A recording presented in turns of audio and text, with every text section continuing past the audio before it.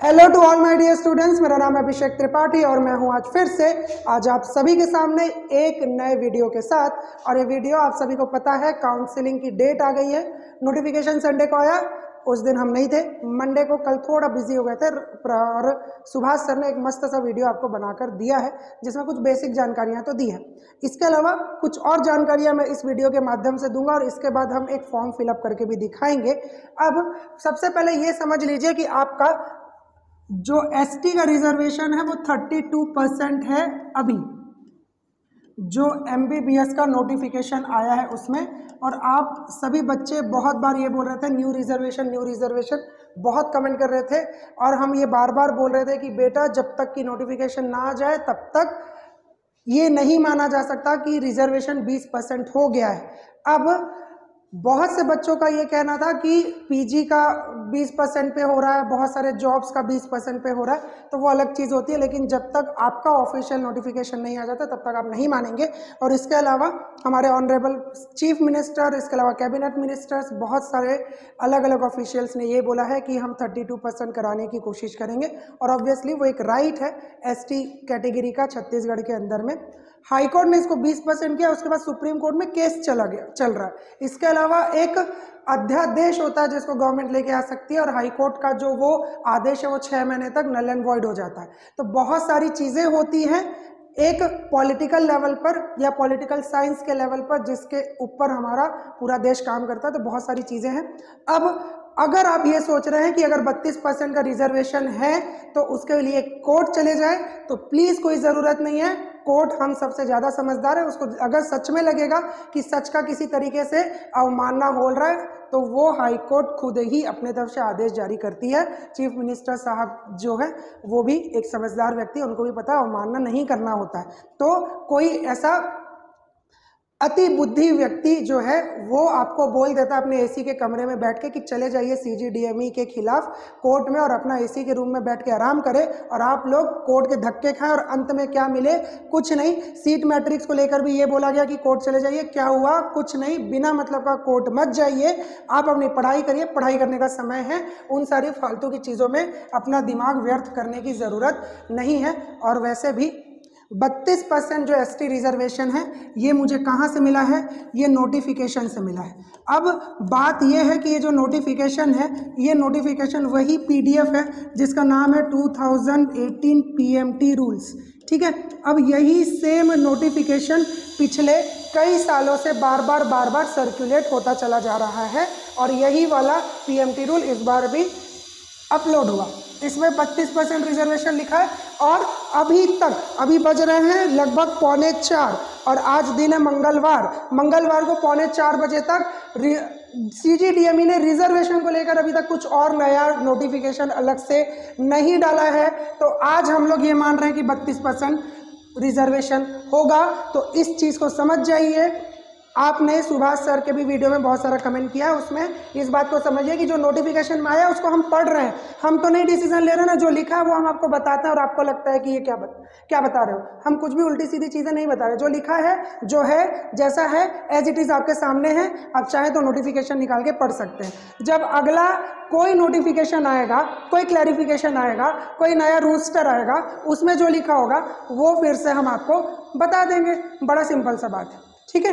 तो अभी जो नोटिफिकेशन आया है उस नोटिस में लिखा हुआ है एसटी के लिए 32% रिजर्वेशन। आप पीडीएफ निकालेंगे आपको मिल जाएगा। चलिए दूसरी चीज याद रखिएगा, ये तो पहली चीज हो गई।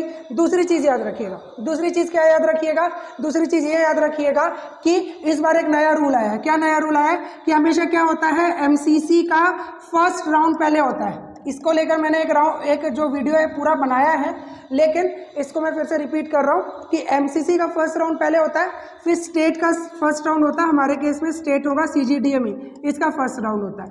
अब दोनों ही केसेस में आपको फ्री एग्जिट होता है। एमसीसी में गवर्नमेंट कॉलेज मिलने पर भी आप छोड़ सकते हैं और सीजीडीएमई में एडमिशन लेने के बाद आप फिर से दूसरी जगह ट्राई कर सकते हैं। मतलब यहाँ पर फर्स्ट राउंड में आपको अलॉटमेंट मिला तो भी और यहाँ पर भी फर्स्ट राउंड में अलॉटमेंट मिला तो भी आप अगले राउंड के लिए पार्टिसिपेट कर सकते हैं, कोई बाध्यता नहीं है। पहले क्या होता था, इसमें पार्टिसिपेट किया फिर इसमें पार्टिसिपेट किया, दोनों में अच्छा कॉलेज नहीं मिल रहा तो एमसीसी का सेकेंड राउंड होता है, बच्चे इसमें पार्टिसिपेट करते थे और इसमें कॉलेज मिलने के बाद फिर से CGDME का सेकेंड राउंड होता है, उसमें पार्टिसिपेट करते थे। CGDME के सेकेंड राउंड में पार्टिसिपेट करने के बाद अगर किसी का मन करता था कि MCC का मॉपअप हो रहा है तो वहाँ भी चले गए, या फिर CGDME का मॉपअप हो रहा है तो वहाँ भी चले गए। बात समझ में आई? CGDME का मॉप अप। अब देखो क्या है, यही सीक्वेंस होता है, इसके बाद स्टे वैकेंसी का भी यही हाल है। तो पहले आप कितने भी बार अपने स्टेट के और MCC के काउंसलिंग में स्किप कर सकते थे। आपको MCC में नहीं मिल रहा है कॉलेज, आपको CGDME में मिला है, तो CGDME में आपको कॉलेज मिलने के बाद CGDME के सेकेंड राउंड में जा सकते हैं। CGDME के सेकेंड राउंड में कॉलेज मिल गया तो आप CGDME के मॉपअप में नहीं जा सकते हैं, पहले ऐसा किया जाता था। लेकिन CGDME के सेकेंड में आपको कॉलेज मिलने पर आप MCC के मॉपअप में जा सकते थे।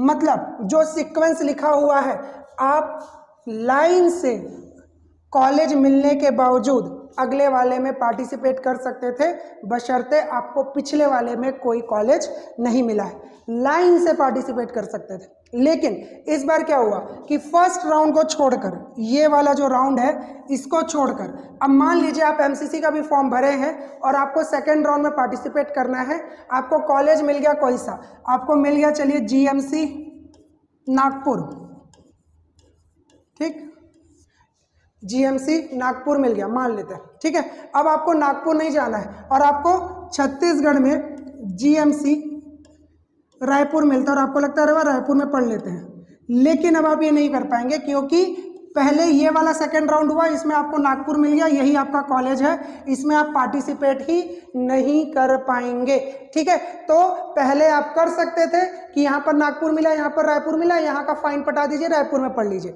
या फिर रायपुर के बाद इधर एम्स मिल गया, रायपुर का फाइन पटा दीजिए सीट छोड़ करके और फिर एम्स में पढ़ लीजिए। लेकिन अब यहाँ पर आपको जो कॉलेज मिला ये फिक्स हो गया, इसके आगे कॉलेज आपको नहीं मिलेगा, इट इज फिक्स। अब या फिर यहाँ पे कॉलेज नहीं मिला, यहाँ पे कॉलेज मिला, तो फिर आप MCC का मॉपअप में नहीं जा पाइएगा, आपका GMC रायपुर फिक्स।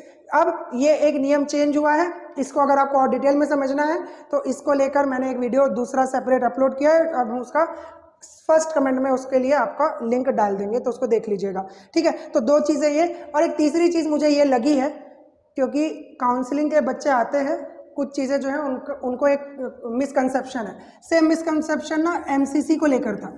MCC में ऐसे दो बच्चों ने मुझे बोला कि जब हमने उनको बताया कि आपको गवर्नमेंट कॉलेज चूज़ करने पर 5500 फीस पे करनी है, गवर्नमेंट कॉलेज एम्स ये दोनों चूज़ करने पर, ऑल इंडिया कोटा एंड जो ओपन सीट्स होती है, यानी कि जब आप डीम्ड नहीं सेलेक्ट कर रहे हैं तब आपको 5500 रुपये फीस पे करनी है। और उनका ये कहना था सर फीस तो 500 रुपीज़ होगा, फीस 500 रुपीज़ होगा लेकिन 5500 पे करना। इसका मतलब क्या है? इसका मतलब है कि 500 रुपये एप्लीकेशन फ़ी है, ठीक, कि आप एप्लीकेशन का फॉर्म भर रहे हैं, और 5000 रुपये जो है वो ये आपका रजिस्ट्रेशन फ़ी है। सेम चीज़ इधर भी हो रहा है कि आपको जो मैंने फीस वाला एक वीडियो बनाया था, MCC पर तो नहीं बनाया, CGDME में बनाया है, उसमें मैंने बोला अगर आप रिजर्व कैटेगरी के हैं तो 500 रुपये आपको देने पड़ेंगे एप्लीकेशन का, लेकिन रजिस्ट्रेशन का 5000 अलग लगेगा। ये जो था सिर्फ एप्लीकेशन का फीस था, ठीक है। यहीं पर अगर आप अनरिजर्व कैटेगरी से आते हैं तो 1000 रुपीज़ एप्लीकेशन का फीस है एंड 10,000 रुपीज़ जो है वो रजिस्ट्रेशन का फीस है, ठीक। फर्स्ट राउंड में सीट छोड़ देने पर जो आपको फाइन पटाना पड़ेगा वो आपका पूरा रजिस्ट्रेशन फीस है। अब CGDME में क्या होता था, CGDME क्या करती थी, इन दोनों फीस को सेपरेट लेती थी, ये अलग और ये अलग। अब शायद मुझे उस समय बताने के समय में मैंने जिस तरीके से सेंटेंस फ्रेम किया उस वीडियो में, ऐसा मुझे भी बाद में देखकर लगा कि बच्चों को ये लगा कि फर्स्ट राउंड में केवल 500 रुपये पे करना है, ऐसा नहीं है। ये फर्स्ट राउंड में केवल 1000 रुपीज़ पे करना है, ऐसा भी नहीं है। ये अनरिजर्व्ड के लिए और ये रिजर्व्ड कैटेगरी के लिए। तो शायद मुझसे भी एक मिस्टेक हुई है बोलने में या समझाने में, अब ये गलतियां हो जाती है, हम भी इंसान है। अब बाकी जिसको जो लगे वो अलग बात है। अब रिजर्व्ड कैटेगरी को क्या लगेगा, 500 रुपये लगेगा, लेकिन इसके साथ 5,000 रुपीज़ एक साथ देना है, जो कि पहले CGDME सेपरेट लेती थी। आपका रजिस्ट्रेशन का फॉर्म और एप्लीकेशन का फॉर्म का फीस अलग अलग होता था, और यहाँ पर भी ऐसा ही होगा। ठीक है, क्लियर है? तो आपका रजिस्ट्रेशन का फीस जो होगा वो फॉरफिट हो जाएगा, ये याद रखिएगा। ये सेकेंड राउंड की और फर्स्ट राउंड की अलग अलग फीस नहीं है, वो बताने के लिए मैंने ये बताया था कि सेकेंड राउंड में अगर आप कॉलेज नहीं लेते हैं तो ये पूरी फीस जो होगी वो फॉरफिट हो जाएगी। ये आप समझ के रख लीजिएगा। ठीक है, क्लियर है? आपको समझ में आ रहा है? ठीक। अब इसके अलावा अगर आप प्राइवेट कॉलेज चूज करते हैं तो 1 लाख रुपए रजिस्ट्रेशन फीस है। फर्स्ट राउंड में भी देना पड़ेगा, सेकंड राउंड में देना पड़ेगा, ये 1 लाख रुपए देना पड़ता है, वो जो कि रिफंडेबल होता है। अब इसका मतलब ये है कि बेटा कि अगर आप एडमिशन ले लेते हैं और उसके बाद आप कॉलेज चेंज कर लेते हैं तो वो फीस आपको रिटर्न आ जाती है।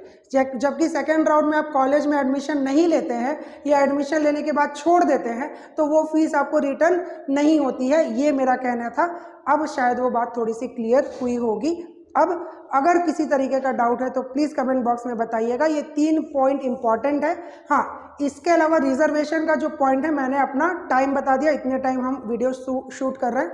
अगर आप 5 बजे कोई एक नया नोटिस आता है तो उसमें हम कुछ नहीं कर पाएंगे। जो लिखा है, जैसा लिखा है, जो बताया गया है वो आपके सामने है। तो प्लीज़ कमेंट बॉक्स में थोड़ा सा परेशान मत होइए, शांत रहिए। जैसा सीट मैट्रिक्स होगा वैसा ही होगा, बिना मतलब का किसी के भी AC रूम में बैठे हुए आदमी के कहने पर कोर्ट चले जाइएगा तो आपका ही समय बर्बाद हो जाएगा। तो आज के लिए बस इतना ही, अगले वीडियो का इंतजार करिएगा। Thank you very much.